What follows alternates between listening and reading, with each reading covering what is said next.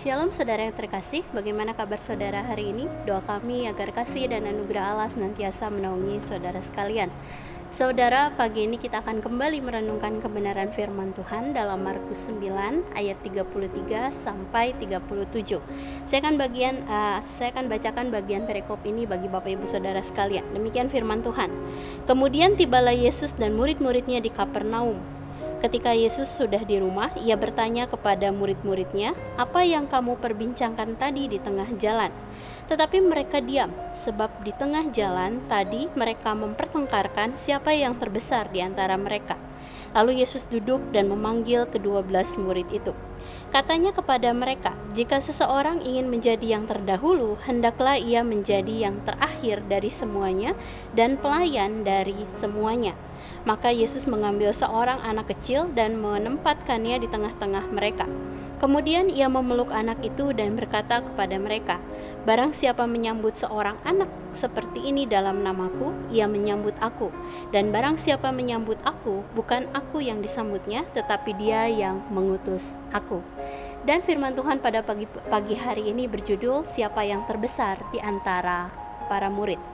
Bapak Ibu Saudara sekalian, suatu kali ketika Yesus tiba di Kapernaum bersama dengan murid-muridnya, Yesus memanggil ke-12 muridnya dan duduk bersama-sama dengan mereka.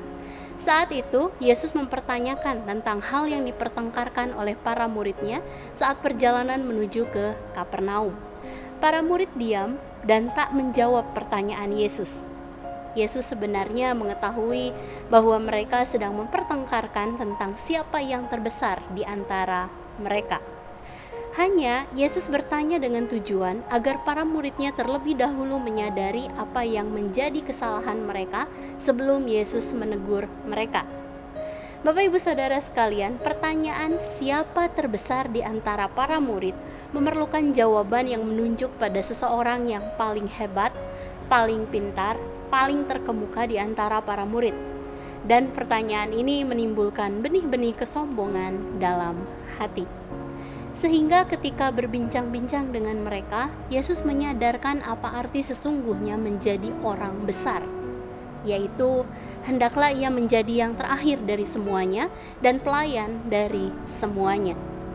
Atau dengan kata lain, orang besar adalah seorang yang rendah hati.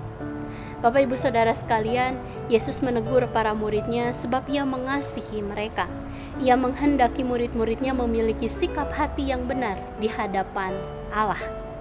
Ia tidak menginginkan murid-muridnya menjadi seseorang yang terkenal, yang memperoleh keuntungan dari pelayanan atau memiliki banyak followers.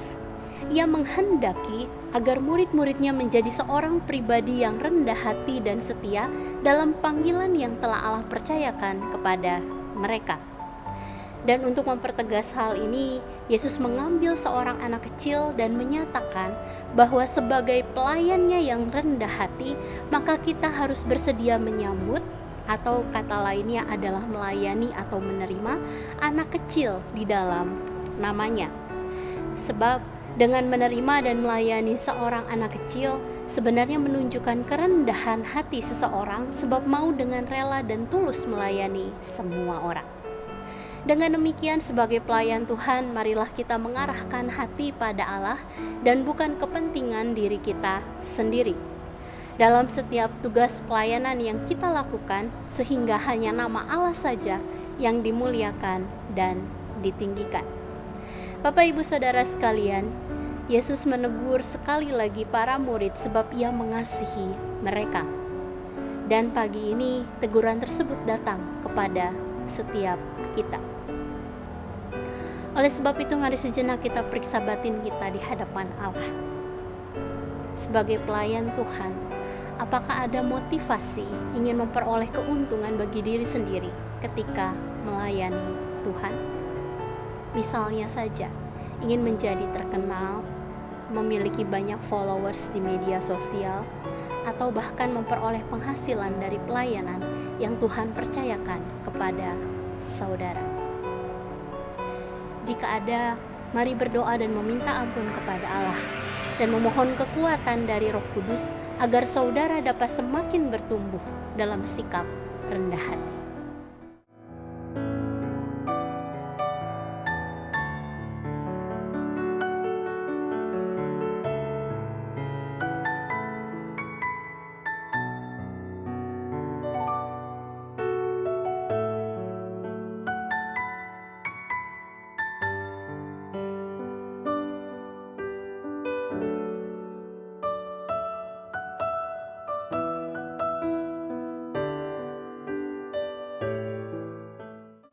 pengertian firman Tuhan pada pagi hari ini. Mari kita berdoa. Tuhan, terima kasih sehari Allah tambahkan lagi dalam kehidupan kami. Sungguh bukan karena kuat dan gagah kami mampu menjalani hari ini, tapi semuanya karena kasih dan anugerah yang Allah limpahkan buat setiap kami. Yang kami percaya Tuhan, kasih itu, anugerah itu akan mengiringi kami di sepanjang hari ini Tuhan. Sehingga apapun yang kami kerjakan, apapun yang kami lakukan, kami rindu itu semua mendatangkan kemuliaan hanya bagi nama-Mu. Bapak, terima kasih dan kami mau serahkan sepanjang hari ini dalam tangan kasih-Mu. Tolong jagai keluarga kami Tuhan di masa-masa pandemi seperti ini Tuhan. Tolong jagai orang-orang yang kami kasihi, tolong jagai orang-orang yang terdekat dengan kami Tuhan, sehingga kami bisa terluput Tuhan. Dan ketika Tuhan izinkan kami untuk mengalami COVID ini Tuhan, Allah juga yang akan menyembuhkan dan memulihkan setiap kami. Kami percaya hidup kami aman di dalam tangan-Mu, yang kami percaya perlindungan Allah nyata di dalam kehidupan kami. Terima kasih Tuhan, kami mau serahkan semua di dalam tangan kasih-Mu, dan di dalam nama-Mu Tuhan Yesus kami berdoa dan bersyukur. Haleluya, amin. Selamat pagi saudara, selamat beraktivitas. Tuhan Yesus memberkati.